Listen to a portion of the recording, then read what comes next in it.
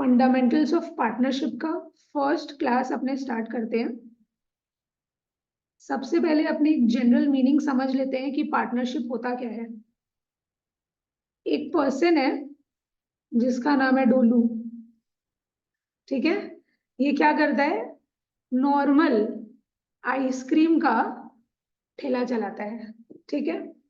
ठीक है, normal ice cream का ठेला चला रहा है। अब इसका दो फ्रेंड है जिसका नाम है चोलू और मोलू। तो डोलू का फ्रेंड रहा चोलू और मोलू। इन लोग आया और बोला, यार डोलू तुम क्या छोटा मोटा ये आइसक्रीम का ठेला चला रहे, चलो मिलके एक प्रॉपर डेजर्ट का शोरूम खोलते हैं अपने। तो इन लोग क्या किया, अब डोलू बोला चलो ठीक है, हम अग्री कर रहे हैं कि अपने मिलके एक डेजर्ट का प्रॉपर आइसक्रीम ये सब का शोरूम खोलेंगे। तो इन लोग जो अब सब मिलके अग्रीमेंट किया कि हम लोग क्या करेंगे, इन लोग जो अग्रीमेंट किए आपस में कि हम लोग मिल के काम करेंगे, इसी को क्या बोलते हैं, पार्टनरशिप। इसी को क्या बोलते हैं, पार्टनरशिप। के लोग मिल के अग्रीमेंट किए, आपस में अग्रीमेंट कर लिए कि चलो तीनों इन लोग मिल के क्या करेंगे, काम करेंगे। तो इसी को अपने बोलते हैं पार्टनरशिप। ये तो एक जनरल चीज है जो अपने को पता है, तुम लोग 11 BST में भी पढ़ा है। अपने सबसे पहले देखेंगे कि इसका मीनिंग क्या है, ठीक है। पार्टनरशिप का मीनिंग क्या है, चलो आ जाओ। पार्टनरशिप का मीनिंग देखेंगे अपने। तो लिखो, एज पर, एकदम ठीक से लिखना, as per section 4 Indian partnership act, Indian partnership act 1932, as per section 4 Indian Partnership Act 1932, partnership is the relation between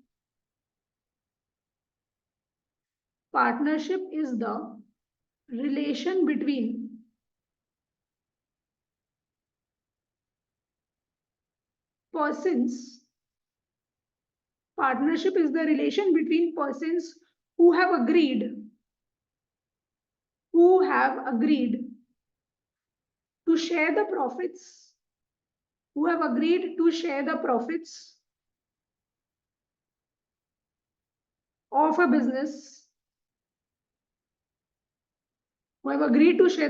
of a business, carried on by all,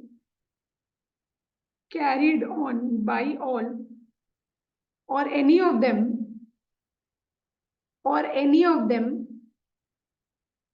acting for all,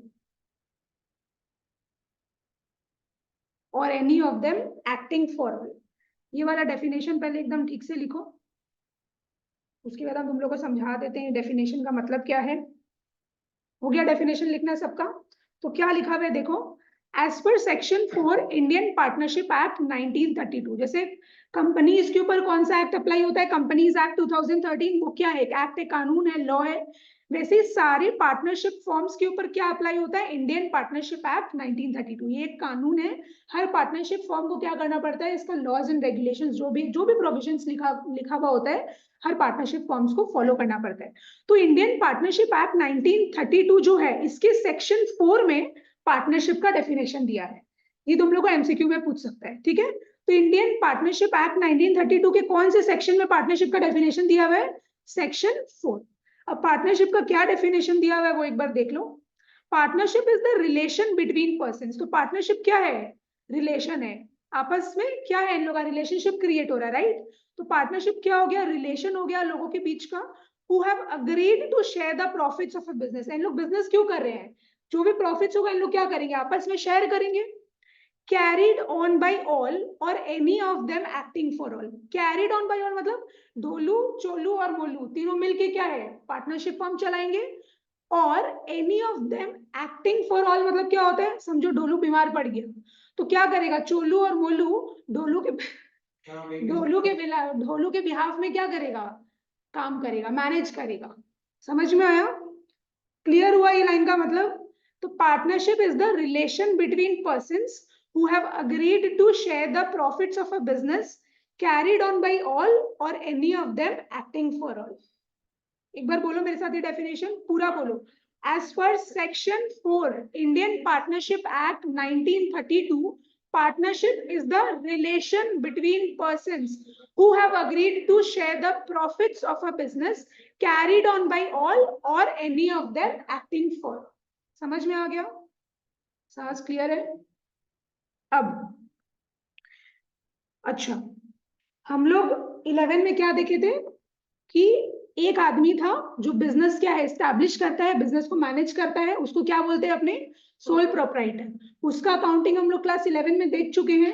final accounts बनाते हैं, trading account, PNL account, balance sheet कैसे क्या बनाते हैं हम लोग को सब आता है। अब हम लोग यहाँ पे क्या है, हम लोग क्लास 12 में आ गए। अब हम लोग सीखेंगे कि पार्टनरशिप फर्म का अकाउंटिंग कैसे होता है। ठीक है, ठीक है। अच्छा, हम लोग का दूसरा टॉपिक है नेचर ऑफ पार्टनरशिप।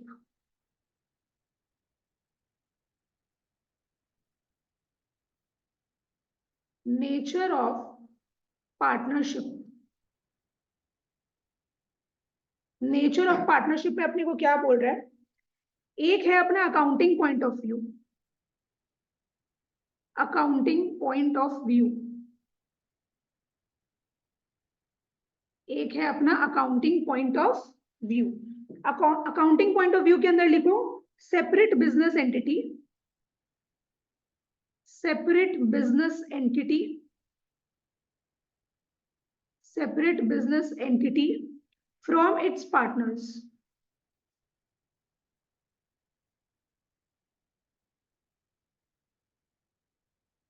ये वाला चीज लिखो। तो अकाउंटिंग पॉइंट ऑफ व्यू क्या बोल रहा है? Separate business entity from its partners. जैसे हम लोग सोल प्रोप्राइटर के केस में भी यही समझे थे, बिजनेस अलग, सोल प्रोप्राइटर अलग। वैसे ही पार्टनरशिप फर्म में भी क्या है, पार्टनरशिप फर्म को अलग माना जाता है, पार्टनर्स को अलग माना जाता है। और अपने अकाउंटिंग किसके पॉइंट ऑफ व्यू से करते हैं? पार्टनर्स के पॉइंट ऑफ व्यू से कि पार्टनरशिप फर्म के पॉइंट ऑफ व्यू से? पार्टनरशिप फर्म के पॉइंट ऑफ व्यू से क्या करेंगे, अपने अकाउंटिंग करेंगे। तो अपना अकाउंटिंग पॉइंट ऑफ व्यू क्या बोल रहा है कि पार्टनरशिप फर्म अलग है और पार्टनर्स अलग है, दोनों को अलग अलग इंडिविजुअल माना जा रहा है। अच्छा, हम तुम लोग को एक और चीज बता देते हैं कि लॉ क्या होता है, लीगल पॉइंट ऑफ व्यू क्या है। हम लोग को फॉलो कौन सा करना है? अकाउंटिंग पॉइंट ऑफ व्यू, लेकिन लीगल पॉइंट ऑफ व्यू क्या बताता है वो भी हम तुम लोग को लिखवा देते हैं। Legal point of view,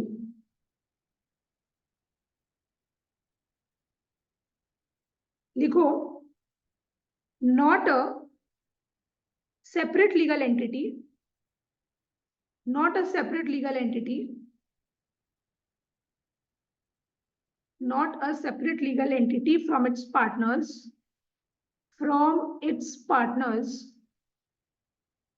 since the firm's debt, since the firm's debt can be paid, since the firm's debts can be paid from private assets of the partners, private assets of the partners, if the firm is not able to, if the firm is not able to, if the firm is not able to pay its liabilities, pay its liabilities. देखो legal point of view अपने को क्या बोल रहा है? Not a separate legal entity from its partners. बोल रहा है पार्टनरशिप फर्म और पार्टनर्स अलग अलग नहीं है। क्यों?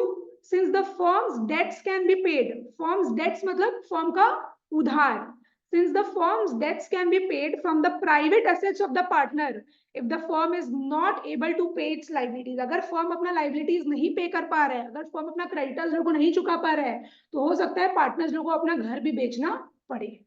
तो लीगल पॉइंट ऑफ व्यू अपने को क्या बोलता है कि पार्टनरशिप फर्म और पार्टनर्स एक ही है। लेकिन अपने को तो अभी लीगल पॉइंट ऑफ व्यू से कोई मतलब नहीं है। अपने को कौन से पॉइंट ऑफ व्यू से मतलब है? Accounting point of view. Accounting point of view क्या बोलता है? पार्टनरशिप फर्म और पार्टनर्स क्या है, दोनों अलग अलग है, और हम लोग को अकाउंटिंग करना है पार्टनरशिप फर्म के पॉइंट ऑफ व्यू से। समझ में आया? ठीक है। हम लोग का थर्ड टॉपिक है फीचर्स या फिर कैरेक्टरिस्टिक्स ऑफ पार्टनरशिप। फीचर्स या फिर कैरेक्टरिस्टिक्स ऑफ पार्टनरशिप। फीचर्स या फिर कैरेक्टरिस्टिक्स ऑफ पार्टनरशिप। अभी तक अपने 2 पॉइंट किए हैं, एक पार्टनरशिप का डेफिनेशन या मीनिंग और दूसरा नेचर। डेफिनेशन क्या बोल रहा था, इंडियन पार्टनरशिप एक्ट 1932 जो है उसके सेक्शन 4 में पार्टनरशिप का डेफिनेशन दिया हुआ है। एक बार सब देख के बोलो पार्टनरशिप का डेफिनेशन क्या है। Partnership is the relation between persons who have agreed to share the profits of a business carried on by all or any of them acting for all। Nature of partnership अपने accounting point of view में क्या देखे, partnership firm और partners क्या है, दोनों अलग है, सेपरेट एंटिटी है। और हम लोग अकाउंटिंग किसके पॉइंट ऑफ व्यू से करेंगे, पार्टनरशिप फर्म के पॉइंट ऑफ व्यू से। थर्ड अपने क्या देख रहे हैं, फीचर्स। थर्ड अपना हेडिंग है फीचर्स। तो सबसे पहला फीचर, टू और मोर पर्सन्स। टू और मोर पर्सन्स, टू और मोर पर्सन्स। अच्छा, पार्टनरशिप फर्म को खोलने के लिए एक अकेला आदमी तो पार्टनरशिप क्रिएट नहीं कर सकता ना, मिनिमम कितना आदमी होना चाहिए, 2 आदमी तो मिनिमम होना चाहिए। तो मिनिमम 2 और मैक्सिमम 50, मिनिमम 2 और मैक्सिमम 50। अगर 50 के ऊपर हो रहा है पार्टनर्स तो फिर क्या है कि इलीगल एसोसिएशन बन जाएगा, ठीक है। तो मैक्सिमम पार्टनर्स कितने अलाउड है एक पार्टनरशिप फर्म में, 50। चलो नंबर 2, अग्रीमेंट। अग्रीमेंट, अग्रीमेंट पे अपने को क्या बोल रहे हैं, ओरल और रिटन, ओरल और written both are valid, both are valid. आज इन लोग क्या किया, ओरल क्या हो गया, जैसे मुंह जवानी हम लोग कर लिए, कॉन्ट्रैक्ट कर लिए कि भाई चलो अपने पार्टनरशिप फॉर्म खोल लेते हैं, तो वो भी वैलिड है। हम लोग ओरली भी अग्रीमेंट कर सकते हैं, उससे भी मेरा पार्टनरशिप एग्जिस्टेंस में आ जाएगा। और रिटर्न तो सबसे बेस्ट होता ही है ना। आजकल कोई भी ओरली जनरली पार्टनरशिप फॉर्म नहीं खोलना चाहता है, कॉन्ट्रैक्ट नहीं करना चाहता, बिकॉज उसका कोई भरोसा नहीं है ना, किसी के ऊपर भी हम लोग ट्रस्ट नहीं कर सकते, चाहे वो जो भी है। तो रिटर्न हर चीज बेस्ट होता है। तो अग्रीमेंट ओरल भी वैलिड है, रिटन भी वैलिड है, दोनों ही सही है। दोनों तरीके से मेरा पार्टनरशिप फॉर्म एग्जिस्टेंस में आ जाएगा। Third, lawful business. थर्ड क्या है, लॉफुल बिजनेस। तो लॉफुल मतलब क्या हो गया, लीगल तरीके से काम करना है। आज हम क्या किया, अपने 2 फ्रेंड को बुला लिए, बोले चलो अपने पार्टनरशिप फर्म क्रिएट करते हैं, अपने पार्टनरशिप पार्टनर बन जाते हैं। फिर वो लोग बोला करेंगे क्या, बोले चलो बैंक लूटेंगे या लोगों के घर जाएंगे, चोरी करेंगे रात में। तो ये तो कोई मतलब नहीं हुआ ना, ये तो लॉफुल काम नहीं है। तो पार्टनरशिप आप क्रिएट करो, पार्टनरशिप हम खोलो आप लोगों के संग, बट आपको लीगल काम करना है, वो लॉफुल तरीके से आपको क्या है, पैसा कमाना है, प्रॉफिट अर्न करना है। तो लॉफुल बिजनेस। तो चोरी करेंगे तो मनी हाइस्ट वाला चीज हो गया फिर तो, है ना।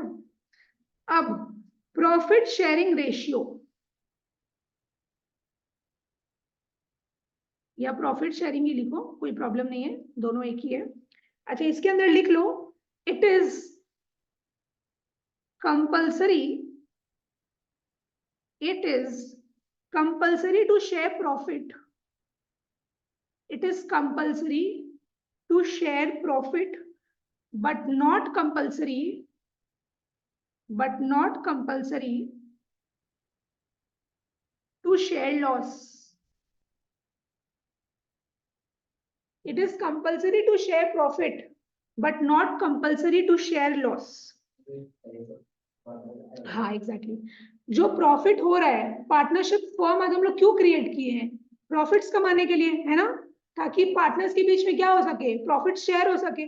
तो जो भी प्रॉफिट हो रहा है वो तो शेयर करना जरूरी है, लेकिन अगर लॉस हो रहा है तो जरूरी नहीं है सारे के सारे पार्टनर्स लॉस को शेयर करेंगे।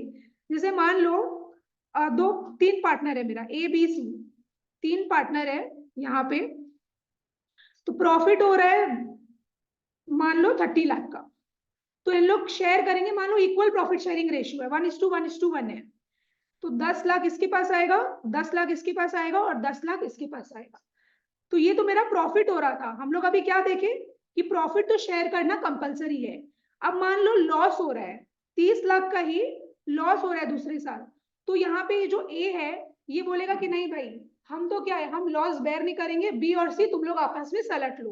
तो इसका लॉस कितना हो गया, 15 लाख, और इसके लिए लॉस कितना हो गया 15 लाख।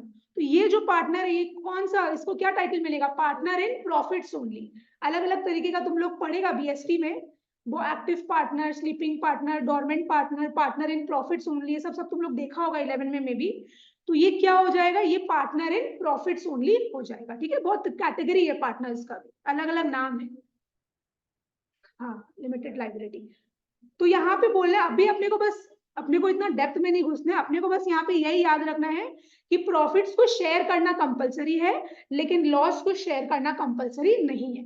वो जो भी है अपने को सारा क्वेश्चंस में ठीक तरीके से बता दिया जाएगा, अपने को कुछ भी अज्यूम नहीं करना है। ठीक है, क्वेश्चंस में अपने को सारा चीज बताएगा कि कौन प्रॉफिट शेयर कर रहे हैं, कौन लॉस शेयर कर रहा है, कौन लॉस शेयर नहीं कर रहा है, वो सारा चीज अपने को बता दिया जाएगा। अभी तक अपने फीचर्स में कितना पॉइंट पढ़े हैं, 4 पॉइंट। पहला फीचर क्या था, 2 और मोर पर्सन, तो मिनिमम कितना चाहिए 2 और मैक्सिमम पार्टनर्स कितने हो सकते हैं 50। अग्रीमेंट ओरली भी हो सकता है, रिटन भी हो सकता है, दोनों ही वैलिड है। थर्ड, बिजनेस मेरा क्या होना चाहिए, लीगल होना चाहिए कि इलीगल होना चाहिए, लीगल होना चाहिए, विच मीन्स लॉफुल होना चाहिए। फोर्थ, प्रॉफिट शेयरिंग, तो प्रॉफिट्स को शेयर करना कंपलसरी है बट लॉस को शेयर करना कंपलसरी नहीं। अभी तक अपने इतना बेसिक, आज अपने एकदम बेसिक चीज पढ़ रहे हैं। ठीक है, चलो उसके बाद एक last, mutual agency. Mutual agency, इसके अंदर लिख लो, partners are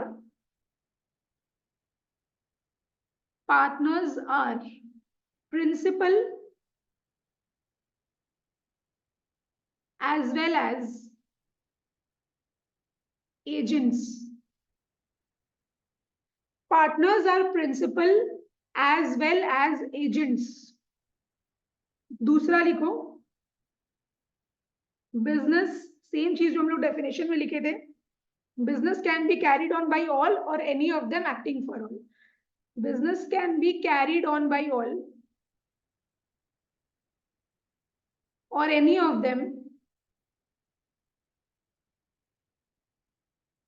of them acting for all.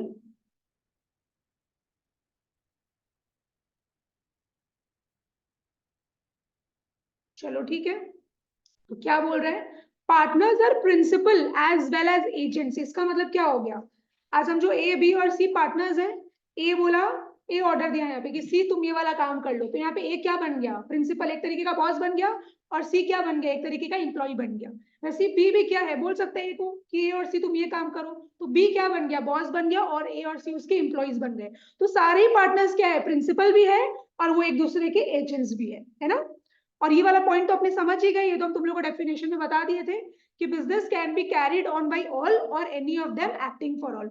सब मिला के भी बिजनेस कर सकते हैं, अगर समझो एक आदमी नहीं आ रहा है तो 2 जन क्या है उसके बिहाफ में भी काम कर सकते हैं, पार्टनरशिप फॉर्म को मैनेज कर सकते हैं, काम चला सकते हैं अपना। तो अपने कितना पॉइंट्स पढ़े, 5 फीचर्स पढ़े। क्या क्या था, 2 और मोर पर्सन्स, दूसरा अग्रीमेंट, तीसरा लॉफुल बिजनेस, फोर्थ क्या था, profit sharing, last mutual agency. ठीक है, ये अपना फीचर्स हुआ है। अभी अपने नेक्स्ट पढ़ेंगे, नेक्स्ट लिखेंगे अपने rights, rights of partners, rights of partners. देखो अब एकदम शुरू से तुम लोग को सीरियस रहना पड़ेगा, बिकॉज ये जो पार्टनरशिप का अभी जो अपने पढ़ रहे हैं ना, ये एकदम बेस है, ये पूरा थ्रू आउट पार्टनरशिप तुम लोग को काम आएगा। तो तुम लोग ये नहीं सोच सकते कि ये चैप्टर करके दूसरे चैप्टर में जब अपने जंप करेंगे तो ये सब अपने को काम नहीं आएगा। अभी हर एक चीज रिलेटेड है, समझ में आ रहा है, ये पूरा जब तक अपना पार्टनरशिप कंप्लीट नहीं होता ये सारा फंडामेंटल्स काम आएगा। फंडामेंटल मतलब क्या होता है, बेसिक, जो अपने को एंड तक काम देगा। अगर यही नहीं पता रहेगा तो आगे नहीं पढ़ पाएंगे फिर। ठीक है, तो एकदम ध्यान से करना है।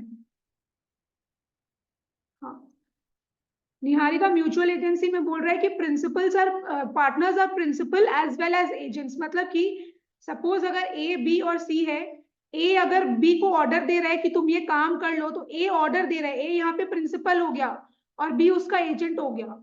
और वैसे ही अगर समझो बी दूसरे दिन बी ऑर्डर कर रहा है सी को, तो दूसरे दिन बी क्या हो गया, प्रिंसिपल हो गया और सी उसका एजेंट हो गया। तो पार्टनर्स प्रिंसिपल भी होते हैं, एजेंट्स भी होते हैं। और ये दूसरा वाला जो पॉइंट है वो हम तुम लोग को डेफिनेशन में समझाए थे कि business can be carried on by all, सब ए बी और सी मिला के क्या है बिजनेस चला सकते हैं, और any of them acting for all.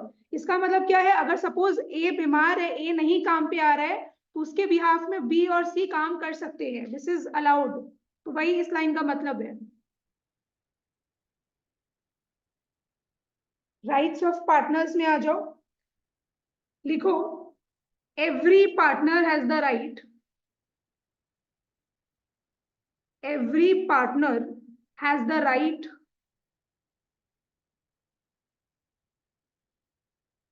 to, every partner has the right to participate in the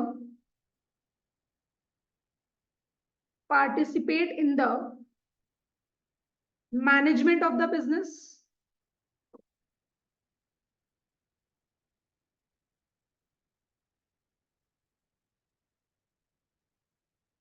participate in the management of the business। दूसरा, be consulted about the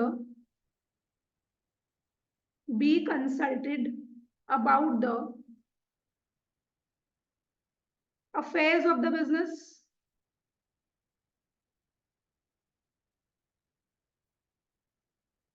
be consulted about the affairs of the business।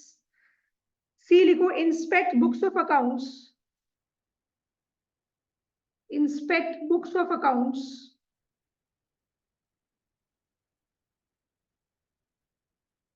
फिर D लिखो share profits losses, share profits losses. फिर ई not to allow the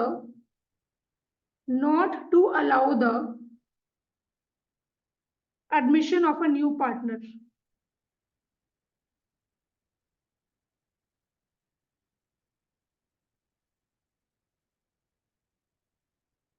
not to allow the admission of a new partner। देखो rights मतलब उनके पास क्या हक है, क्या अधिकार है, उनका ड्यूटीज, राइट्स एंड ड्यूटीज किसका, पार्टनर्स का। तो क्या लिखा हुआ है, every partner has the right to, पहला participate in the management of the business, है ना, सारे के सारे पार्टनर्स मिलके क्या करेंगे, फर्म को मैनेज करेंगे, फर्म को संभालेंगे। B consulted about the affairs of the business, सारे पार्टनर्स को मिलके अगर कोई भी इंपॉर्टेंट डिसीजन लेना है तो सारे पार्टनर्स को मिलके लेना पड़ेगा। ए बी और सी है, सपोज बी और सी को ए अच्छा नहीं लगता तो इन लोग ए को बॉयकॉट नहीं कर सकता कि नहीं ए से हम लोग नहीं पूछेंगे, बी और सी अपना डिसीजन ले लिया, नहीं, दिस इज नॉट अलाउड, आपको सबको पूछना पड़ेगा जितने पार्टनर्स हैं। तीसरा, इंस्पेक्ट बुक्स ऑफ अकाउंट्स, इन लोग कभी भी अपना जो भी इन लोग अकाउंट्स हैं, लोग जिसमें भी मेंटेन कर रहे हैं, लोग जो प्रॉपर बुक्स ऑफ अकाउंट्स होते हैं, लोग अकाउंटिंग को चेक कर सकते हैं, ये पार्टनर का हक है। फिर शेयर प्रॉफिट्स एंड लॉसेस, इन लोग प्रॉफिट्स एंड लॉसेस को क्या करेंगे, शेयर करेंगे, ये राइट है पार्टनर का। Not to allow the admission of a new partner, अब यही क्या, ये सब तो देखो बहुत इजी सा चीज है, जनरल सा चीज है जो अपने सबको पता है, यही वाला एक इंपॉर्टेंट पॉइंट है जिसके लिए हम तुम लोग को ये चीज लिखवा रहे हैं। इसका मतलब क्या है, क्या लिखा हुआ है पहले पढ़ो, not to allow the admission of a new partner. मान लो फर्म में 48 पार्टनर्स है, फर्म में कितने पार्टनर्स है, 48 पार्टनर्स है। अब यहाँ पे समझो ए को क्या करना है, एडमिशन करना है, मतलब उसको भी पार्टनर बनना है मेरे पार्टनरशिप फर्म का, इसको क्या चाहिए, एडमिशन करना है, इसको इधर आना है, इसको भी पार्टनर बनना है मेरे पार्टनरशिप फर्म का। तो मान लो 48 में से 47 अग्री कर लिए कि चलो ठीक है हम लोग ए को क्या है अलाउ कर देते हैं, ये मेरा पार्टनर बन जाएगा, we don't have any problem. एक मना कर दिया, तो देखो मेजोरिटी तो हाँ बोल रहा है, तो अपने जनरल चीज क्या देखते हैं कि भाई मेजोरिटी हाँ बोल दिया मतलब एक्सेप्ट हो गया वो चीज, नहीं, यही तो पार्टनर अपने क्या पढ़ रहे, राइट, यही तो पार्टनर्स का हक है कि अगर एक भी पार्टनर मना कर देता है तो ये क्या है, पार्टनरशिप फॉर्म का पार्टनर नहीं बन पाएगा। एडमिशन के लिए सारे ईच एंड एवरी पार्टनर का क्या चाहिए, कंसेंट चाहिए, हाँ चाहिए, एक भी मना कर देगा तो वो मेरा पार्टनर नहीं बन पाएगा, वो नया पार्टनर का एडमिशन नहीं हो पाएगा हमारे पार्टनरशिप फर्म में। एकदम याद रखना है इस चीज को। तो देखो वापस से पढ़ो, not to allow the admission of a new partner, तो अगर एक भी पार्टनर मना कर देता है तो उस नया पार्टनर का एडमिशन नहीं हो पाएगा। क्लियर हुआ, ये सब प्रोविजंस है, ये अपना बनाया हुआ प्रोविजंस नहीं है, ये कहाँ लिखा हुआ है, ये प्रोविजन इंडियन पार्टनरशिप एक्ट 1932 का प्रोविजंस है, समझ में आया। चलो तो अपना राइट्स में अपने क्या क्या पढ़े मेरे को बोलो एक बार, हर पार्टनर के पास क्या राइट है? पहला, participate in the management of the business. दूसरा, be consulted about the affairs of the business. ठीक है, सबका कंसेंट चाहिए। कोई भी इंपॉर्टेंट डिसीजंस ले रहे हैं तो सबको इंक्लूड करना पड़ेगा। तीसरा, इंस्पेक्ट बुक्स ऑफ अकाउंट्स। ठीक है। Fourth, share profits and losses. फिर, not to allow the admission of a new partner. ठीक है, तो तुम लोग एक चीज इसमें लिख लो, यहाँ पे हम लिख देते हैं कि for admission of a new partner, तुम लोग इसी पॉइंट के नीचे लिख लेना, for admission of a new partner,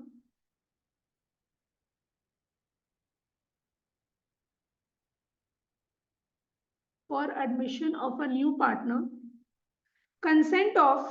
consent मतलब हाँ, हाँ, consent of all which is each and every, all मतलब हर लोग, एक एक लोग जो पार्टनर है।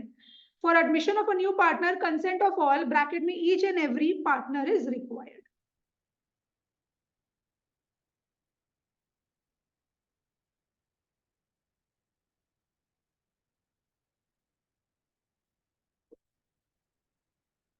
लाइन का मतलब ये हुआ, क्लियर हुआ इतना? हम बता देते हैं क्या क्या देखे हैं। डेफिनेशन देख लिए अपने, दूसरा नेचर देखे, थर्ड अपने क्या देखे? फीचर्स, और फिर अपने क्या देखे?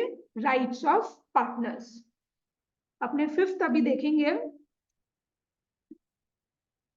बेसिक टर्म्स एंड कॉन्सेप्ट्स, जो ऑलरेडी तुम लोग को आता है बट एक बार फिर से रिवाइज करवा देते हैं।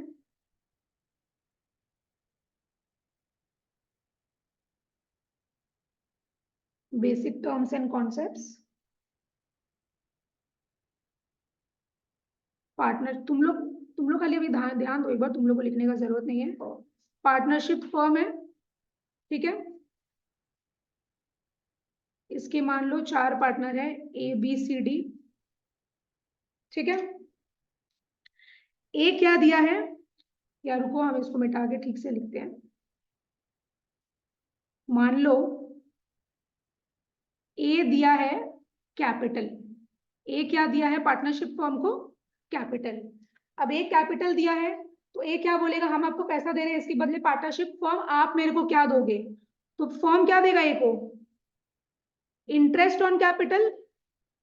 इंटरेस्ट ऑन कैपिटल, तो देखो इंटरेस्ट ऑन कैपिटल हम लोग को पार्टनर्स के हिसाब से नहीं सोचना है, हम लोग को पार्टनरशिप फर्म के हिसाब से सोचना है।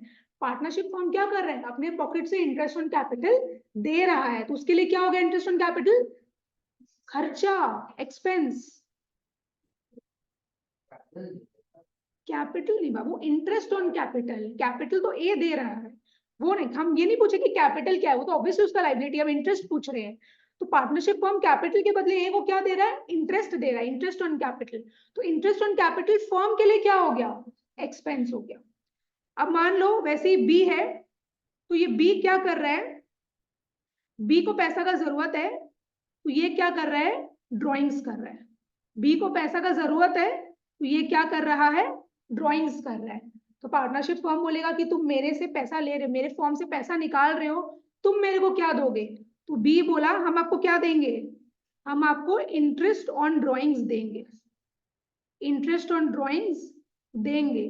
तो इंटरेस्ट ऑन ड्रॉइंग्स क्या हो गया? रेवेन्यू हो गया, इनकम हो गया उसका। इंटरेस्ट ऑन ड्रॉइंग्स क्या होगी? पार्टनरशिप फर्म को ही पैसा मिल रहा है, तो ये क्या हो गया पार्टनरशिप फर्म का? अभी अपने देख रहे हैं कि कौन कौन सा चीज एक्सपेंस है, कौन कौन सा चीज इनकम है। तो यहाँ पे बी क्या किया? ड्रॉइंग्स किया, पैसा निकाला, उसके बदले पार्टनरशिप फर्म उससे क्या मांग रहा है? कि तुम मेरे को इंटरेस्ट दो, इंटरेस्ट ऑन ड्रॉइंग्स। तो पार्टनरशिप फर्म को ये इंटरेस्ट ऑन ड्रॉइंग्स मिल रहा है, तो पार्टनरशिप फर्म के लिए इंटरेस्ट ऑन ड्रॉइंग्स क्या हो गया? इनकम हो गया। वैसे ही मान लो कोई पार्टनर बहुत अच्छा परफॉर्म कर रहा है, मान लो कोई पार्टनर जो है वो बहुत अच्छा परफॉर्म कर रहा है, तो पार्टनरशिप फर्म उसको क्या दे रहा है? सैलरी दे रहा है। पार्टनरशिप फर्म क्या देना चाहता है? उसको अलग से सैलरी देना चाहता है, बिकॉज वो बहुत अच्छा मेहनत कर रहा है, बहुत अच्छे से बिजनेस फर्म, पार्टनरशिप फर्म को मैनेज कर रहा है, संभाल रहा है। सैलरी बोलो चाहे रेम्यूनरेशन बोलो, बात एक ही है। ठीक है, तो ये क्या हो गया? पार्टनरशिप फर्म दे रहा है, तो उसके लिए क्या हो गया? ये खर्चा। ये क्या हो गया? खर्चा हो गया। समझ में आया ये सब चीज? और वैसे ही समझो पार्टनरशिप फर्म को पैसा का जरूरत है। पार्टनरशिप फर्म को क्या चीज का जरूरत है? पैसा का जरूरत है, तो पार्टनर जो है वही क्या दे दिया इसको, लोन दे दिया।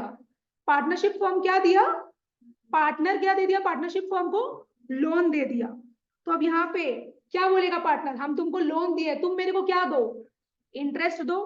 तो पार्टनरशिप फॉर्म क्या देगा उसको, इंटरेस्ट देगा, इंटरेस्ट ऑन लोन। तो इंटरेस्ट ऑन लोन क्या कर रहा है, ये पार्टनरशिप फॉर्म दे रहा है, तो पार्टनरशिप फॉर्म के लिए क्या हो गया, ये एक्सपेंस हो गया।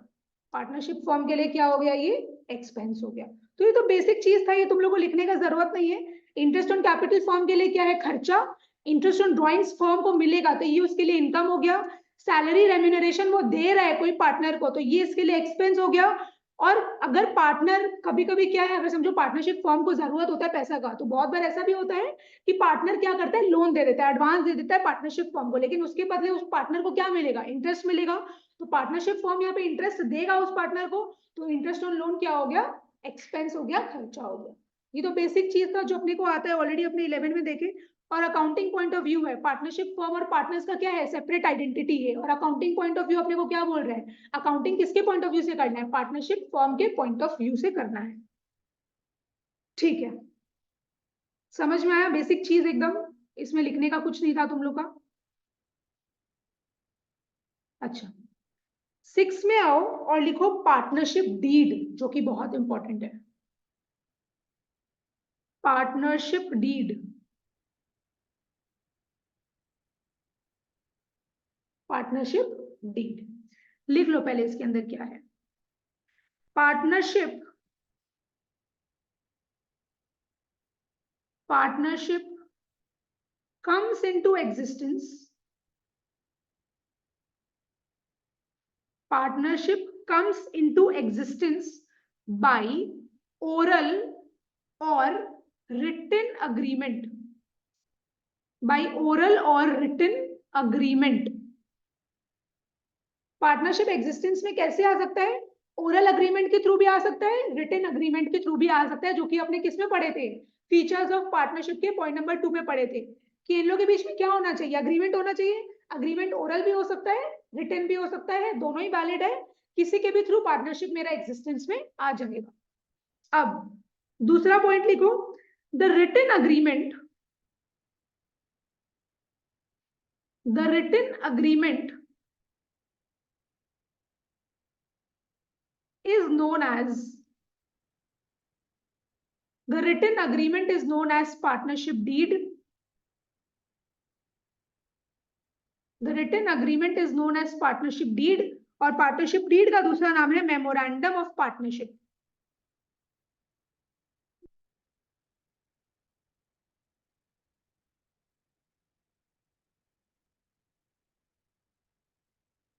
तो अगर रिटन अग्रीमेंट इन लोग के बीच में हो रहा है, तो वो जो रिटन अग्रीमेंट है, वो जो पेपर है, उसमें क्या लिखा हुआ रहेगा, पूरा टर्म्स एंड कंडीशंस लिखा हुआ रहेगा, है ना।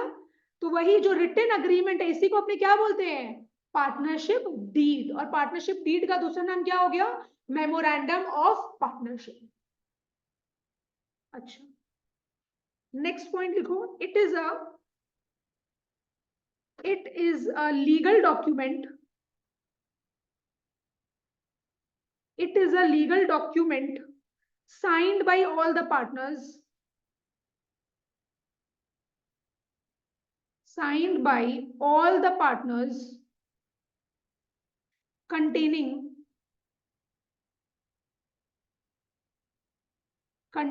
various terms and conditions, containing various terms and conditions। तो ये क्या है, पार्टनरशिप डीड क्या है, एक लीगल डॉक्यूमेंट है, स्टैम्प पेपर वगैरह में बनता है पूरा, एक लीगल डॉक्यूमेंट है। इसमें सारे पार्टनर्स का क्या रहेगा, सिग्नेचर रहेगा, और पार्टनरशिप का क्या रहेगा, टर्म्स एंड कंडीशंस लिखा हुआ रहेगा।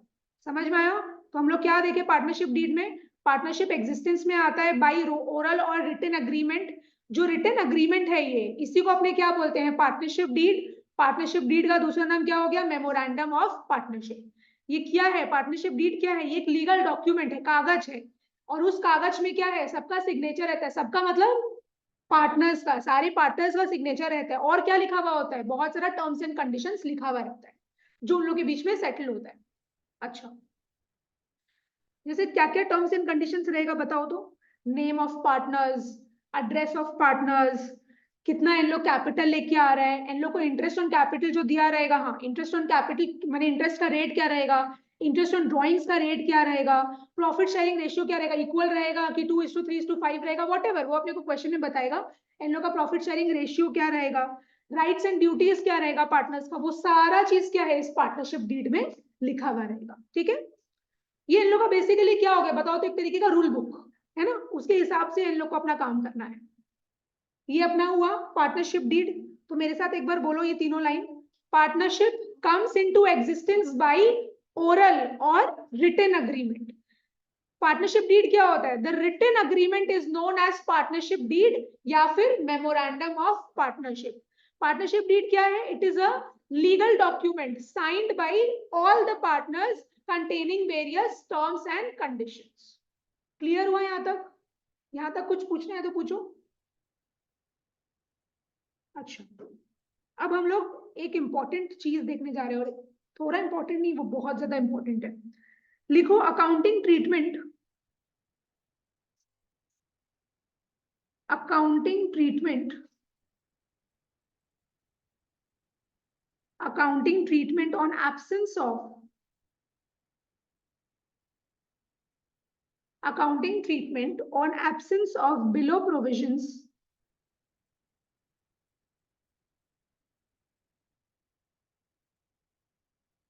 in partnership deed.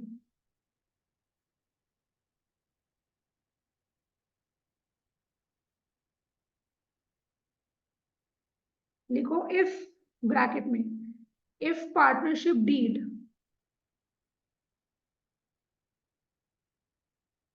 is silent, if partnership deed is silent, provisions of Indian Partnership Act, Indian Partnership Act 1932 apply।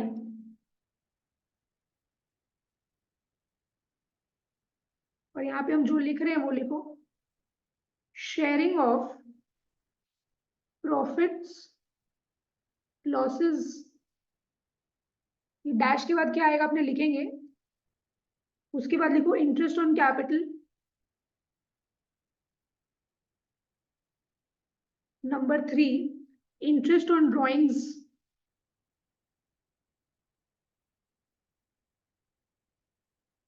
Number 4 interest on advance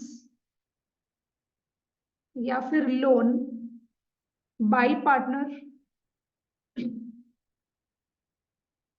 number 5 remuneration to partner,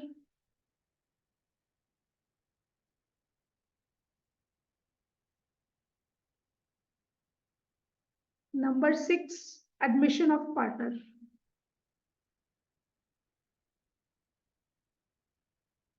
admission of partner अच्छे से लिखना एकदम ही बहुत important है।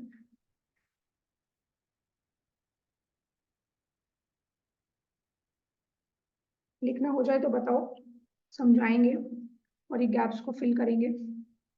हो गया? देखो क्या है, हम तुम लोग को क्या बताएं, पार्टनरशिप डीड क्या होता है, इसमें बहुत सारा टर्म्स एंड कंडीशंस लिखा हुआ रहता है, जैसे कि नाम, एड्रेस, इंटरेस्ट ऑन कैपिटल का रेट, इंटरेस्ट ऑन ड्रॉइंग्स का, प्रॉफिट शेयरिंग रेशियो क्या होगा, कितना सैलरी किसको क्या दिया जाएगा, ठीक है ना, ये सारा चीज मेरे पार्टनरशिप डीड में लिखा हुआ रहता है। ठीक है, अब हम लोग का टॉपिक क्या है, accounting treatment on absence of below provisions in partnership deed. तो अगर ये सारा चीज के बारे में मेरे पार्टनरशिप डीड में कुछ नहीं लिखा हुआ है, मतलब देखो ब्रैकेट में इसका मतलब क्या बोल रहा है, if partnership deed is silent, अगर ये सारे टॉपिक्स को लेके पार्टनरशिप डीड क्या है, चुप है, अगर ये सारे टॉपिक्स को लेके पार्टनरशिप डीड में कुछ नहीं लिखा हुआ है, तब अपने क्या करेंगे, तब वहां पे provisions of Indian partnership act 1932 apply हो जाएगा। तो वहां पे अपने क्या मान लेंगे, जो इंडियन पार्टनरशिप एक्ट 1932 में जो लिखा हुआ है उसी का प्रोविजंस क्या है अपने अप्लाई कर लेंगे, बिकॉज अपने पार्टनरशिप डीड में कुछ नहीं लिखा है, तो अपने क्या करेंगे, जो इंडियन पार्टनरशिप एक्ट 1932 है उसका प्रोविजंस यहाँ पे अप्लाई हो जाएगा।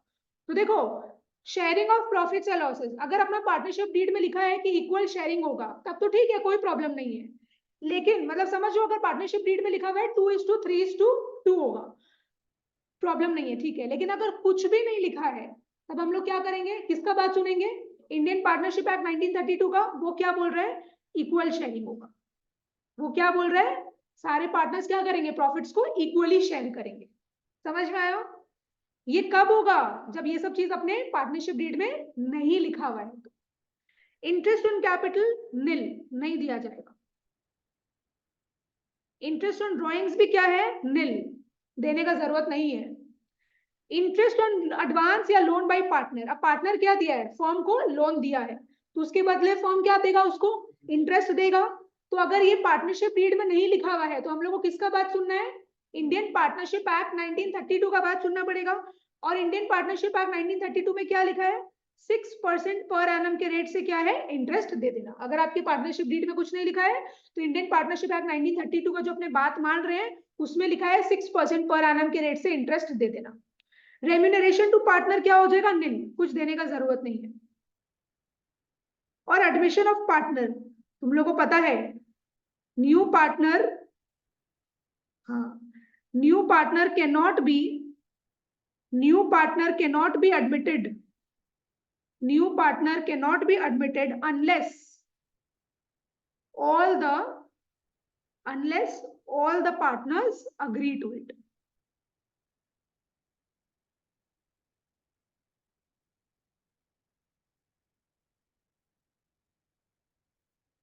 ये याद करना अपने को इम्पोर्टेंट है। समझ में आया? तो तुम लोग का 12 में बेसिकली क्या है ना, प्रोविजंस के ऊपर है हर चीज। अब प्रोविजंस अगर याद नहीं होगा ना, कॉन्सेप्ट अगर पता नहीं रहेगा तो सम हो ही नहीं पाएगा। तो ये रूल हो गया, ये रूल अपने को याद करना पड़ेगा, जो दिया हुआ है उसके बेसिस में अपने को सम करना है। जैसे बीकॉम में तुम लोग एक सब्जेक्ट देखिएगा टैक्स, उसका जब तक अपने को प्रोविजंस नहीं पता है ना, सम कुछ भी कर लो सम होगा ही नहीं। तो वैसे ही सेम चीज यहाँ पे भी है, पूरा कॉन्सेप्ट अपने को पता होना चाहिए, लर्न होना चाहिए, तब जाके सम में काम आएगा। तुम लोग सम को सॉल्व कर पाएगा, नहीं तो सम सॉल्व नहीं होगा फिर। तो बोलो मेरे साथ, क्या है यहाँ पे, क्या बोल रहे हैं, अगर पार्टनरशिप डीड साइलेंट है तो अपने को किसका बात मानना है, provisions of Indian partnership act 1932 का। Sharing of profits and losses, अगर पार्टनरशिप डीड में कुछ बोल रहा है तो ठीक है, अगर पार्टनरशिप डीड में कुछ नहीं लिखा है तो अपना क्या हो जाएगा, इक्वल। अगर 3 पार्टनर है तो इक्वल क्या हो गया, 1:1:1। अगर 30 लाख है तो 10 लाख 10 लाख 10 लाख वैसे। इंटरेस्ट ऑन कैपिटल का रेट क्या हो जाएगा, निल। इंटरेस्ट ऑन ड्रॉइंग्स का रेट निल।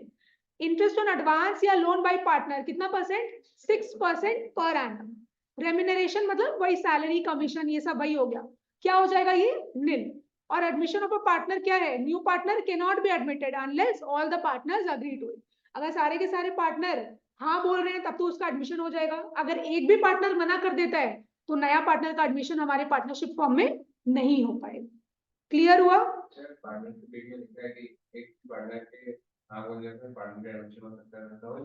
पार्टनरशिप डीड कुछ भी, अगर पार्टनरशिप डीड कब बनता है, जब सारे पार्टनर्स अग्री करते हैं तभी पार्टनरशिप डीड में लिखा। अगर उन लोग अग्री कर रहे हैं, उन लोग का कंसेंट है तो ठीक है, fine, no problem.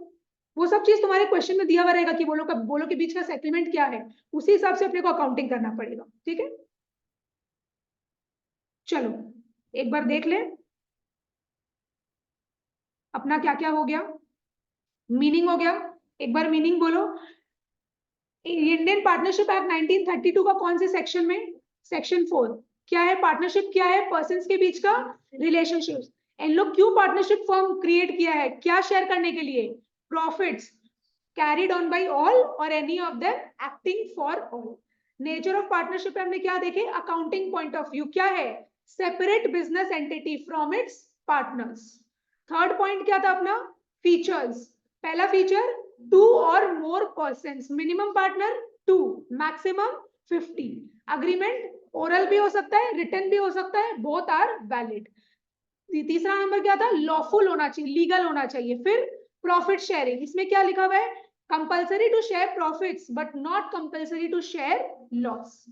Mutual agency में प्रिंसिपल पार्टनर्स क्या है, प्रिंसिपल भी है एज वेल एज एजेंट्स भी है। ठीक है, फिर आपने देखिए राइट्स। राइट्स क्या है, they can participate in the management. दूसरा, कंसल्टेशन चाहिए सारे पार्टनर्स का। Third, they can inspect books of accounts. फिर प्रॉफिट्स एंड लॉसेस उन लोग शेयर करेंगे। और फिर क्या है most important, not to allow the admission of a new partner. इसमें अपने क्या देखे थे कि अगर 48 पार्टनर्स है, एक पार्टनर का एडमिशन करना है, यहाँ पे 47 पार्टनर्स, मेजॉरिटी पार्टनर्स अग्री कर गए, एक पार्टनर मना कर दिया, एक पार्टनर के मना करने से भी क्या है, उसका एडमिशन नहीं हो पाएगा, यही पार्टनर का राइट है। तो यहाँ पे लिखा हुआ भी है, for admission of a new partner consent of all each and every partner is required. सारे पार्टनर्स का हाँ होना चाहिए, तभी उसका एडमिशन हो पाएगा। फिर अपने बेसिक टर्म्स एंड कॉन्सेप्ट्स देखे, जो कि अपने को ऑलरेडी क्लास 11 से पता है कि अगर एक पार्टनर कैपिटल दे रहा है तो उसके बदले पार्टनरशिप फॉर्म को क्या देना पड़ेगा, इंटरेस्ट ऑन कैपिटल देना पड़ेगा। इंटरेस्ट ऑन कैपिटल फॉर्म के लिए क्या हो गया, खर्चा हो गया। वैसे ही अगर एक पार्टनर ड्रॉइंग्स कर रहा है तो फॉर्म क्या बोलेगा उस पार्टनर को कि भाई तुम मेरे को इंटरेस्ट ऑन ड्रॉइंग्स दो, तो वो इंटरेस्ट पार्टनरशिप फॉर्म को मिल रहा है, तो यहाँ पे क्या है, वो उसका इनकम है। अगर कोई पार्टनर बहुत अच्छा परफॉर्म करे तो पार्टनरशिप फॉर्म क्या देगा, उसको सैलरी या रेम्यूनरेशन सपोज दे रहा है, तो वो फॉर्म के लिए क्या हो गया, खर्चा हो गया। और अगर समझो पार्टनरशिप फॉर्म को कभी पैसा का जरूरत होता है तो पार्टनर क्या है, लोन दे सकता है, एडवांस दे सकता है, उसके बदले फॉर्म क्या देगा, उसको इंटरेस्ट देगा। तो interest on loan is considered as an expense for a partnership form. Clear. Partnership deed अपने क्या देखे, पार्टनरशिप एग्जिस्टेंस में आता है थ्रू ओरल या रिटन अग्रीमेंट। रिटन अग्रीमेंट जो है उसी को अपने क्या बोलते हैं, पार्टनरशिप डीड। और पार्टनरशिप डीड का दूसरा नाम क्या है, मेमोरेंडम ऑफ पार्टनरशिप। ये क्या है memorandum of partnership, partnership deed क्या है, ये एक लीगल डॉक्यूमेंट है, इसमें सारे पार्टनर्स का क्या होता है, सिग्नेचर होता है। और इस पार्टनरशिप डीड में टर्म्स एंड कंडीशंस भी लिखा हुआ रहता है। फिर हम लोग लास्ट में अभी पढ़े accounting treatment on absence of below provisions in partnership deed. ये जो प्रोविजंस है, अगर ये मेरे पार्टनरशिप डीड में नहीं दिया हुआ है तो हम लोग क्या करेंगे, इसका अकाउंटिंग ट्रीटमेंट क्या होगा। तो यहाँ पे वही बोल रहा है कि अगर पार्टनरशिप डीड साइलेंट है तो किसका प्रोविजन अप्लाई हो जाएगा, इंडियन पार्टनरशिप एक्ट 1932 का प्रोविजन अप्लाई हो जाएगा। क्या क्या बोल रहा है, प्रॉफिट्स एंड लॉसेस क्या होगा, equal, interest on capital nil, interest on drawings nil. अगर कोई पार्टनर लोन दे रहा है तो इंटरेस्ट किस रेट से दिया जाएगा, 6% पर एनम के रेट से दिया जाएगा। रेम्यूनरेशन निल। एडमिशन कब होगा नया पार्टनर का, जब सारे पार्टनर्स क्या कर रहे हैं, अग्री कर रहे हैं। इतना क्लियर हुआ। अच्छा, अनवी, निहारिका, रितिका, एक बार चैट बॉक्स में लिखो इतना क्लियर हुआ क्या। अपने नेक्स्ट टॉपिक में मूव करेंगे, जो कि है अपना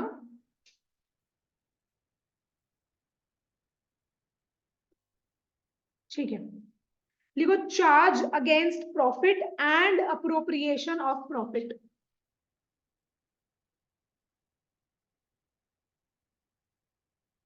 charge against profit and appropriation of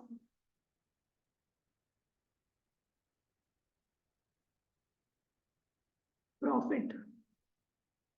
I guess अपने इस चैप्टर में मोस्ट प्रोबेबली हो सकता है 60 सम्स करें।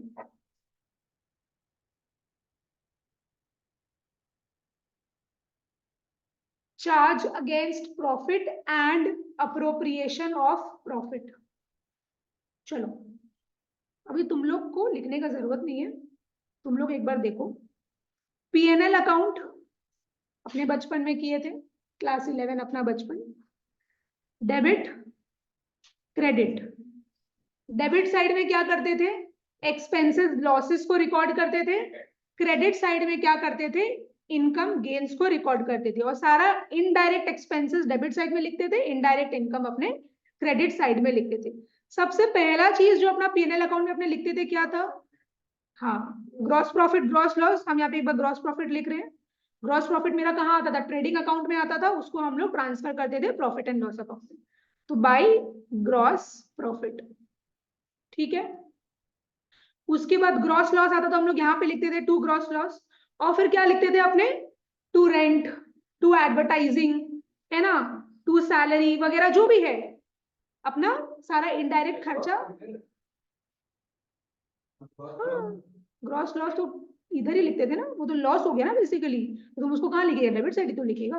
लॉस तुम्हारा क्यों आया था, बिकॉज तुम्हारा खर्चा ज्यादा था, इनकम कम था, तो इसलिए तुम्हारा क्रेडिट साइड में लॉस आया था, वो लॉस को तुम डेबिट साइड में लिखेगा, बिकॉज लॉसेस का डेबिट बैलेंस होता है। तो अपने यहाँ पे सारा का सारा इनडायरेक्ट खर्चा लिख लेते थे, और यहाँ पे अपने by dividend received, by commission received, by rent received, जो भी वगैरह अपना इनडायरेक्ट इनकम सारा यहाँ आ जाता था। और फिर क्या आता था अपना, क्या आता था अपना, यहाँ अगर इनकम ज्यादा है खर्चा कम है तो क्या आता था, टू नेट प्रॉफिट। और अगर अपना खर्चा ज्यादा है इनकम कम है तो क्या आता था यहाँ पे, बाई नेट लॉस। ठीक है, वो हम लिख नहीं रहे हैं, रुको। फिर अपने क्या करते थे, टोटल करते थे। ठीक है, ये अपने पीएनएल अकाउंट ऐसे बनाते थे, जो कि अपने को बहुत अच्छे से आता है। नेट प्रॉफिट अपने को कैसे निकालना है बहुत अच्छे से पता है। अब तुम लोग 11 में क्या करता था, प्रॉफिट एंड लॉस अकाउंट बनाने के बाद क्या करता था, सीधा बैलेंस शीट बनाता था। अब ये क्या है, थोड़ा एक्सटेंडेड वर्जन है। यहाँ पे पीएनएल अकाउंट के बाद सीधा बैलेंस शीट नहीं बनाना है, पीएनएल अकाउंट के बाद अपने को बनाना है पीएनएल अप्रोप्रिएशन अकाउंट। क्या बनाना है, profit and loss appropriation account. तुम लोग एक बार अभी कुछ मतलब, profit and loss appropriation account, profit and loss appropriation account.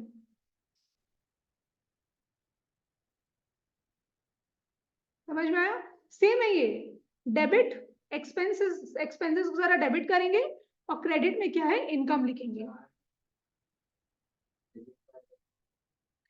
तो profit and loss appropriation account अपना बनेगा प्रॉफिट एंड लॉस अकाउंट के बाद। डेबिट साइड में सारा एक्सपेंसेस लिखेंगे, क्रेडिट साइड में सारा इनकम लिखेंगे। अब इस वीडियो को लर्न करवाने का तरीका है एक, क्या आएगा, तुम लोग एक बार ये मान लो, एक और चीज लास्ट में आएगा जो तुम लोग को बोलेंगे लर्न करने। इसमें बेसिकली पार्टनर से रिलेटेड खर्चा और इनकम आएगा। क्या आएगा, पार्टनर से रिलेटेड खर्चा और इनकम आएगा। अब तुम लोग मेरे को बोलेगा इंटरेस्ट ऑन कैपिटल क्या है, फर्म के लिए खर्चा है तो कहां लिखेंगे, और ये पार्टनर से रिलेटेड है तो कहां लिखेंगे, अपने डेबिट साइड में। तो टू इंटरेस्ट ऑन कैपिटल। एक एक चीज को समझो, जहां जो लर्न करने का रहेगा वो हम तुम लोग को खुद बोलेंगे। समझ में आया, पर जहां अपने को कुछ समझना है तो वो चीज समझना है।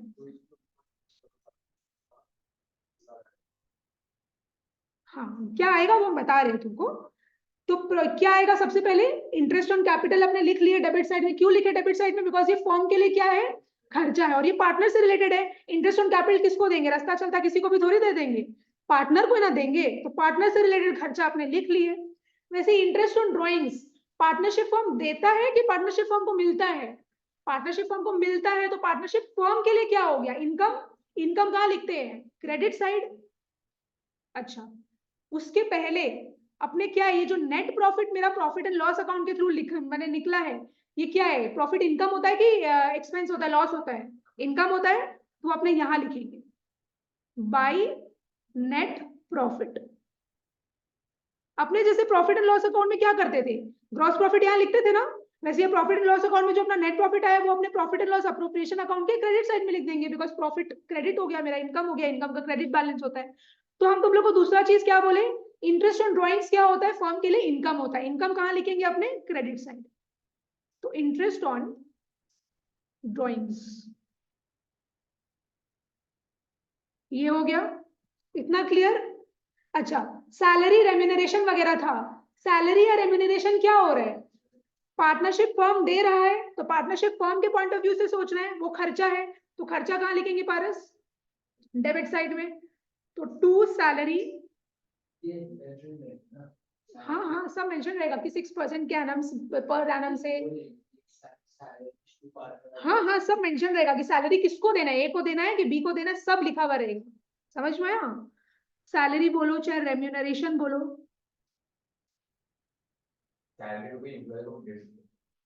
एम्प्लॉय यहाँ पे पार्टनर्स है ना बाबू,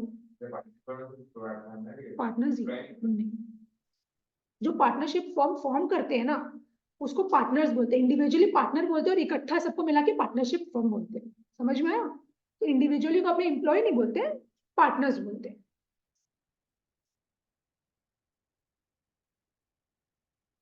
ये मेरा खर्चा है, ये मेरा क्या आ गया, डेबिट साइड में आ गया। अब यहाँ पे एक और चीज क्या था देखो, तो बेसिक टर्म्स एंड कंडीशंस में ये बेसिक टर्म्स एंड कॉन्सेप्ट जो आपने पढ़े, अपने इंटरेस्ट ऑन कैपिटल देख लिए, इंटरेस्ट ऑन ड्रॉइंग्स देख लिए, सैलरी रेम्यूनरेशन देख लिए। अब एक तो क्या था, interest on loan. Interest on loan क्या है, खर्चा है, पार्टनरशिप फॉर्म देगा। लेकिन देखो ये मेरा प्रॉफिट एंड लॉस अप्रोप्रिएशन में नहीं आएगा। क्यों नहीं आएगा? बिकॉज आज हम लोग क्या है, लोन जो है वो पार्टनर से लिए हैं, हम लोग इंटरेस्ट उनको दे रहे हैं, लेकिन लोन आज अगर हम लोग किसी और से भी तो ले सकते थे। तो श्योर शॉर्ट चीज जो पार्टनर से रिलेटेड खर्चा और एक्सपेंस है वही आएगा प्रॉफिट एंड लॉस अप्रोप्रिएशन में। जैसे इंटरेस्ट ऑन कैपिटल किसको देंगे? पार्टनर को ही देंगे। इंटरेस्ट ऑन ड्रॉइंग्स किससे लेंगे? पार्टनर से ही लेंगे। सैलरी रेम्युनरेशन किसको देंगे? पार्टनर को ही देंगे। तो ये तो श्योर शॉर्ट चीज है, पार्टनर से रिलेटेड है, तो ये तो मेरा प्रॉफिट एंड लॉस अप्रोप्रिएशन में आ गया। लेकिन जो इंटरेस्ट ऑन लोन है ये तो चलो मेरे को लोन पार्टनर दे दिया, लेकिन लोन तो मेरे को कोई और भी दे सकता था, थर्ड पार्टी भी दे सकता था, हम लोग उसको इंटरेस्ट देते। इसीलिए क्या है, ये मेरा प्रॉफिट एंड लॉस अप्रोप्रिएशन में नहीं आ रहा। तो हम लोग इंटरेस्ट ऑन लोन कहाँ लिखेंगे फिर? इसलिए हम यहाँ पे 3 जगह जानबूझ के छोड़ रखे हैं, कोई रीजन है यहाँ पे जगह छोड़ने का। तो ये जो मेरा इंटरेस्ट ऑन लोन है ये कहाँ आ जाएगा? पीएनएल अकाउंट में आ जाएगा। इंटरेस्ट ऑन लोन कहाँ आएगा? पीएनएल अकाउंट में आएगा। अगर समझो ये पार्टनर से भी रिलेटेड होता ना तो भी क्या है, ये पीएनएल अकाउंट में ही होता। ये हम तुम लोग को एक स्ट्रैटेजी बना के लर्न करवा रहे हैं कि क्या चीज पीएनएल अप्रो में आ रहा है, और एक कॉन्सेप्ट देके बता रहे हैं कि क्या चीज पीएनएल में आ रहा है। समझ में आया? वरना हम लोग को सीधा बोल सकते थे कि भाई ये 3 चीज है जो तुम लोग को याद रखना है, और प्रॉफिट एंड लॉस अप्रोप्रिएशन का ये फॉर्मेट अकाउंट बना के तुम लोग को हम दे देते। हाँ, ये जो नेट प्रॉफिट आ रहा है ना इसमें से क्या करेगा, तुम पार्टनर लोग को जो भी चीज देना है, इंटरेस्ट ऑन कैपिटल देना है, चाहे सैलरी देना है, तो वो प्रॉफिट में से क्या कर रहा है, तुम अब बांट रहे हैं। उसके बाद जो बचा हुआ प्रॉफिट बचेगा, जो रिमेनिंग प्रॉफिट बचेगा, वो एक्चुअल में पार्टनर्स के बीच में आप जाए, वो उनके कैपिटल अकाउंट में जाए। वैसे चीज समझो मेरा बात क्या? ये 4 चीज याद करेंगे। एक और चीज आएगा वो लर्न करना पड़ेगा, रुको हम सब बता रहे हैं, अभी कंप्लीट नहीं हुआ है। इंटरेस्ट ऑन लोन हुआ। अच्छा, वैसे एक और चीज आएगा, managers commission. Managers commission, managers commission. देखो हो सकता है कि मेरा पार्टनर ही क्या है, मैनेजर के पोस्ट में बैठा है, उसको हम कमीशन दे रहे हैं, लेकिन किसी और को भी तो बैठा सकते थे ना, पार्टनर को हटा के किसी और को भी हम मैनेजर के पोस्ट में बैठा सकते थे और उसको हम कमीशन देते। तो ये थर्ड पार्टी के साथ भी क्या है, लाइबल है, मतलब एक्सेप्टेबल है, कोई थर्ड पार्टी भी यहाँ पे हो सकता है। इसीलिए क्या है, ये मेरा profit and loss appropriation account में नहीं आ रहा है, ये कहाँ लिख रहे हैं हम लोग? प्रॉफिट एंड लॉस अकाउंट में। अच्छा, एक और चीज, rent paid to any partner. Rent paid to any partner, यहाँ पे क्या बोल रहा है देखो, आज समझो हम जहां पे ऑपरेट कर रहे हैं, मेरा बिजनेस जहां जहां ऑपरेशन चल रहा है मेरा बिजनेस का, हो सकता है वो जगह किसका है, पार्टनर का ही है, तो हम क्या देंगे, ऑब्वियसली उसको रेंट देंगे। लेकिन ये तो चलो मेरा पार्टनर का जगह है, हम उसको रेंट दे रहे हैं, लेकिन हम किसी और से भी तो जगह लेके अपना पार्टनरशिप फॉर्म खोल सकते थे ना, अपना बिजनेस ऑपरेशन स्टार्ट कर सकते थे ना। तो ये थर्ड पार्टी के साथ भी एक्सेप्टेबल है। इसीलिए क्या है, ये हम लोग प्रॉफिट एंड लॉस अप्रोप्रिएशन में नहीं लिख रहे, ये हम लोग कहाँ लिख रहे हैं, प्रॉफिट एंड लॉस अकाउंट में लिख रहे हैं। ये याद करने का तरीका हम तुम लोग को बता रहे हैं, समझ में आया? ये याद करना पड़ेगा एक्चुअल में अपने को। तो ये तीनों चीज कहाँ आएगा, ये मेरे प्रॉफिट एंड लॉस अप्रोप्रिएशन में नहीं आएगा। अगर समझो तुम लोग को लिखा है कि हम लोग पार्टनर को ही दे रहे हैं इंटरेस्ट ऑन लोन, तो तुम लोग ये मत सोच लेना कि भाई पार्टनर को दे रहे हैं, पार्टनर से रिलेटेड खर्चा तो कहाँ आता है, प्रॉफिट एंड लॉस अप्रोप्रिएशन में आता है। अगर ये मेरा पार्टनर से रिलेटेड है तो भी ये कहाँ आएगा, प्रॉफिट एंड लॉस अकाउंट में ही आएगा। तो ये 3 चीज तुम लोग को रटना पड़ेगा, याद रखना पड़ेगा। ये मेरे प्रॉफिट एंड लॉस अकाउंट में आएगा, चाहे पार्टनर से रिलेटेड हो चाहे पार्टनर से रिलेटेड नहीं। तो 3 चीज क्या आ रहा है बताओ, interest on loan, managers commission, rent paid to any partner. एक बार वापस से तुम लोग को बता देते हैं कि हम किस हिसाब से तुम लोग को लर्न करवाएं। इंटरेस्ट ऑन लोन, इंटरेस्ट क्यों दे रहे हैं, बिकॉज हम लोन लिए हैं, ये तो चलो हम पार्टनर से लोन ले रहे हैं, लेकिन किसी और से भी लोन ले सकते थे ना, तो ये थर्ड पार्टी के साथ भी एक ये चीज हो सकता है, ये डील हो सकता था। इसीलिए ये श्योर चीज नहीं है, इसलिए ये पीएनएल अप्रो में नहीं आ रहा है, ये कहाँ आ रहा है, पीएनएल अकाउंट में आ रहा है। दूसरा, मैनेजर्स कमीशन, पार्टनर ही क्या है, मेरा मैनेजर बन के बैठा हुआ है, उसको हम कमीशन दे रहे हैं, लेकिन अगर पार्टनर नहीं बैठा होता तो किसी और को हम बुलाते, वो मैनेजर बनता मेरा, उसको हम कमीशन देते। तो ये थर्ड पार्टी के साथ भी क्या हो रहा है, एक्सेप्ट हो रहा है ना। तो इसीलिए क्या है, ये पीएनएल अप्रो में नहीं आ रहा है, ये कहाँ आ रहा है, पीएनएल अकाउंट में आ रहा है। तीसरा, rent paid to any partner, rent हम क्यों देंगे, बिकॉज हम उसका प्रॉपर्टी यूज कर रहे हैं। ये तो चलो हम अपने पार्टनर का प्रॉपर्टी यूज करें, लेकिन हो सकता है हम किसी और का भी प्रॉपर्टी यूज कर सकते थे, किसी अननोन आउटसाइडर का, उसको हम रेंट देते। तो ये तीसरा पार्टी के साथ भी क्या है, एक्सेप्टेबल है। इसीलिए कहाँ आ रहा है, ये पीएनएल अकाउंट में आ रहा है, ये मेरे profit and loss appropriation account में नहीं आ रहा है। ये बहुत इंपॉर्टेंट है ये सब।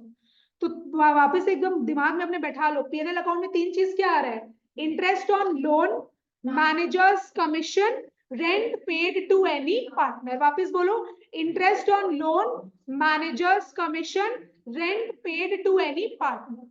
ये सब कहाँ आ रहा है? प्रॉफिट एंड लॉस अकाउंट में आ रहा है। ठीक है, अब इसको क्या बोलते हैं पता है? ये सारा चीज, ये जो मेरा खर्चा है प्रॉफिट एंड लॉस अकाउंट में जो 3 खर्चा आ रहा है, इसको बोलते हैं चार्ज अगेंस्ट प्रॉफिट। क्या बोलते हैं? Charge against profit.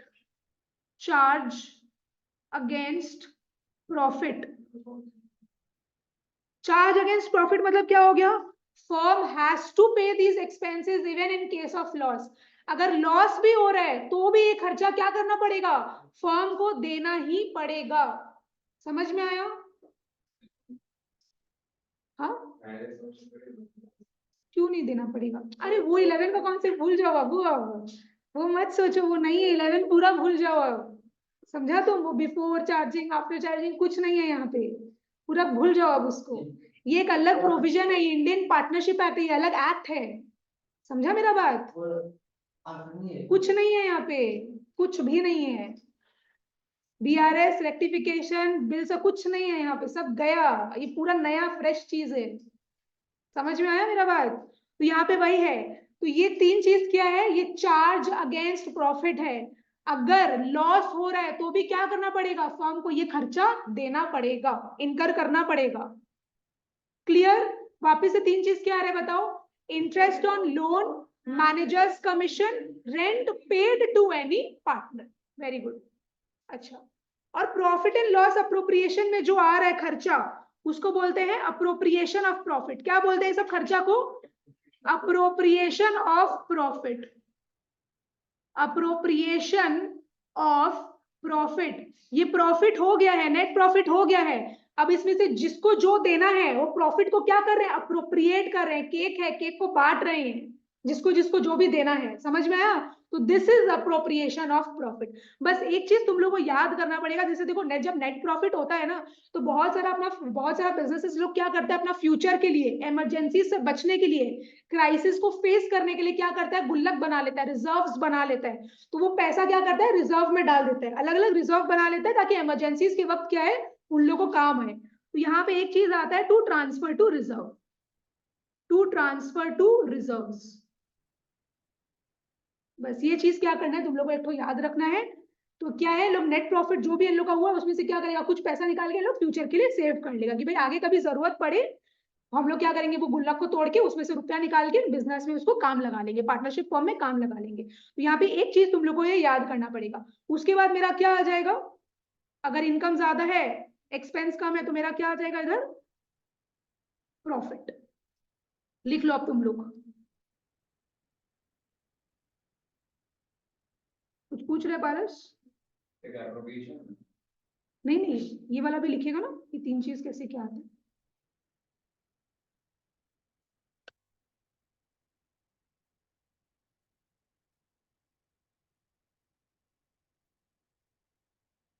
तो मतलब क्या पीएल अकाउंट के अंदर चार्ज अगेंस्ट प्रॉफिट हेडिंग देके फिर ये सब नहीं नहीं, हम तुम लोग को क्या बोले, ये तो पहले तुम लोग हेडिंग लिखेगा, charge against profit, appropriation of profit. नहीं लाइक जब सम्स करेंगे तब नहीं नहीं, नॉर्मल पीएनएल अकाउंट, हम तो तुम लोग को बताए कि ये सब चीज चार्ज अगेंस्ट प्रॉफिट होता है, कि ये सब खर्चा फर्म को देना पड़ेगा अगर उसका लॉस आ रहा है तो भी। समझ में आया?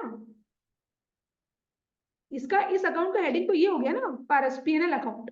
पीएल के अंदर नहीं नहीं, बस जो नॉर्मल डेबिट क्रेडिट हो रहा है वो लिखना है तुमको, ये चार्ज अगेंस्ट प्रॉफिट ये नहीं लिखना है, ये तो हम लोग को समझाने के लिए लिखवाए हैं यहाँ पे। क्या अश्विनी, क्लियर हो रहा है?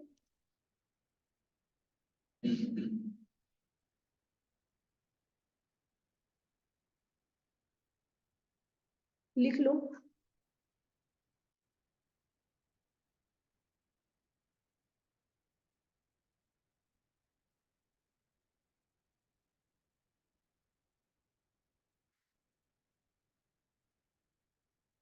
तुम लिख लिखो,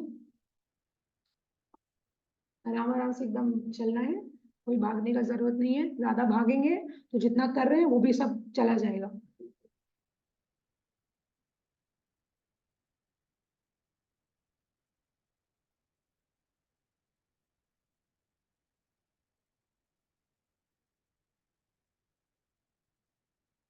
और एकदम 12 में बता दे रहे हैं, बाद के लिए एकदम मत छोड़ना। जैसे जैसे चैप्टर खत्म होता रहेगा, जैसे जैसे हो रहा है, एकदम अपना घर में करते जाओ, वरना लास्ट में बहुत प्रॉब्लम होता है। बच्चा लोग क्या है ना, देखो पार्टनरशिप करते हैं, पार्टनरशिप का पूरा कॉन्सेप्ट खत्म होता है, उसके बाद कंपनी अकाउंट स्टार्ट हो जाता है, अलग अलग चीज स्टार्ट हो जाता है। एक पॉइंट ऑफ टाइम में क्या है, ऐसा लगता है कि पार्टनरशिप पूरा भूल गए, है ना। बिकॉज ऑब्वियस बात है भाई, कॉन्सेप्ट कॉन्सेप्ट वाला चीज है, उधर रिविजन करना पड़ेगा, नहीं तो भूलेंगे, कोई भी भूलेगा। तो एकदम प्रैक्टिस में रहना, डे 1 से अब अपना आदत बना लो, वरना आगे जाके बहुत प्रॉब्लम होगा। प्रैक्टिकल सब्जेक्ट्स को हर दिन प्रैक्टिस करना है।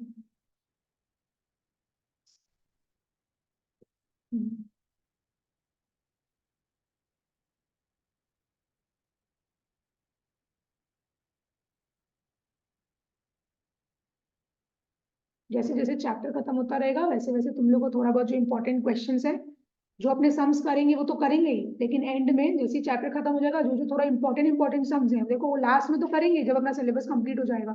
थोड़ा बहुत अपने क्या करेंगे, चैप्टर के बाद भी कर लेंगे, तो तुम लोग को समझ में आएगा कि किस हिसाब से हो रहा है। समझ में आया, तो वो स्ट्रैटेजी फॉलो करेंगे इस बार। वो कैसे क्या है सब बताएंगे अभी, उसका एक अलग ट्रीटमेंट है, उसका एक अलग ट्रीटमेंट है, बाद में बताएंगे। रिजर्व बोले ना कि जैसे नेट प्रॉफिट, देखो ये तुम्हारा नेट प्रॉफिट आ गया ना। अब इन लोग क्या करता है, समझो तुम्हारा नेट प्रॉफिट 1 लाख रुपए आया, ठीक है। अब उसमें से क्या है, वो 20,000 रुपया, मैंने एक रिजर्व मतलब क्या हो गया, फंड, गुल्लक बना लिया, उसमें वो डाल दिया। समझ में आया, तो वही चीज है। तो प्रॉफिट अप्रोप्रिएट तो हो ही रहा है ना, प्रॉफिट जा तो रहा है ना, एक पार्ट को वो अलग कर रहा है। तो रिजर्व्स मेरा क्या है, प्रॉफिट एंड लॉस, हाँ, ट्रांसफर टू रिजर्व्स। तो प्रॉफिट एंड लॉस अप्रोप्रिएशन के डेबिट साइड में अपने ट्रांसफर टू रिजर्व भी लिखते हैं। इतना क्लियर हुआ, एक बार वापस से अपने ये वाला चीज रिवाइज कर लेते हैं। अपने क्या पढ़े, charge against profit and appropriation of profit. तो सबसे पहला अपना क्या बन रहा है, प्रॉफिट एंड लॉस अकाउंट बन रहा है। ग्रॉस प्रॉफिट आएगा तो अपने यहाँ पे लिख देंगे क्रेडिट साइड में। उसके बाद मेरा पीएनएल अकाउंट में 3 चीज आ रहा है, वो 3 चीज क्या है, interest on loan, managers commission, rent paid to any partner. उसके बाद मेरा नेट प्रॉफिट या जो भी है, नेट प्रॉफिट नेट लॉस आ जाएगा। हम लोग नेट प्रॉफिट पकड़ के चल रहे हैं अभी। ये जो नेट प्रॉफिट आया है, अच्छा, प्रॉफिट एंड लॉस अकाउंट के बाद अपने क्या सीधा बैलेंस शीट बना देंगे, नहीं, अपने कौन सा अकाउंट बनाएंगे, profit and loss appropriation account बनाएंगे। तो profit and loss appropriation account अपने बनाए, ये जो नेट प्रॉफिट आया है इसको कहाँ लिखेंगे, डेबिट साइड की क्रेडिट साइड, क्रेडिट साइड लिखेंगे। अब profit and loss appropriation account में बेसिकली क्या चीज आता है, पार्टनर से रिलेटेड जो चीज है वही आ रहा है, मेरा खर्चा और इनकम। इंटरेस्ट ऑन कैपिटल आ रहा है, इंटरेस्ट ऑन कैपिटल पार्टनर से रिलेटेड है, फर्म देगा इंटरेस्ट ऑन कैपिटल पार्टनर को, तो वो फर्म के लिए खर्चा है, और खर्चा का कौन सा बैलेंस होता है, डेबिट बैलेंस होता है, इसलिए अपने डेबिट साइड में लिख दिए। इंटरेस्ट ऑन ड्रॉइंग्स फर्म को मिलता है, वो फर्म के लिए इनकम है, इनकम का क्रेडिट बैलेंस होता है, इसीलिए क्या है, अपने क्रेडिट साइड में लिख दिए। सैलरी, रेम्यूनरेशन या कमीशन पार्टनर को दिया जाता है, बिकॉज पार्टनर अच्छा परफॉर्म कर रहा है, अगर मैनेजमेंट ठीक से कर रहा है तो पार्टनर को मिलेगा, तो पार्टनरशिप फर्म देगा, तो पार्टनरशिप फर्म के लिए एक्सपेंस है, और ये पार्टनर को ही मिल रहा है। तो पार्टनर से रिलेटेड जो खर्चा है, खर्चा का डेबिट बैलेंस है, वो मेरे प्रॉफिट एंड लॉस अप्रोप्रिएशन में, profit and loss appropriation account में आ जाएगा। और एक लास्ट चीज जो तुम लोगों को लर्न करना पड़ेगा, जो दिमाग में रखना है, वो क्या है, transfer to reserve. Net profit जो अपना बचता है, इमरजेंसीज को मीट करने के लिए इन लोग क्या करते हैं, गुल्लक में डाल देते हैं, पैसा सेव करते हैं कि बाद में इन लोगों को काम आएगा। तो वही हो गया ट्रांसफर टू रिजर्व, इन लोग क्या कर रहे हैं, प्रॉफिट को गुल्लक में डाल रहे, ट्रांसफर कर रहे हैं। तो वो क्या हो गया, मेरा ट्रांसफर टू रिजर्व, वो भी मेरा प्रॉफिट एंड लॉस अप्रोप्रिएशन के डेबिट साइड में आ जाएगा।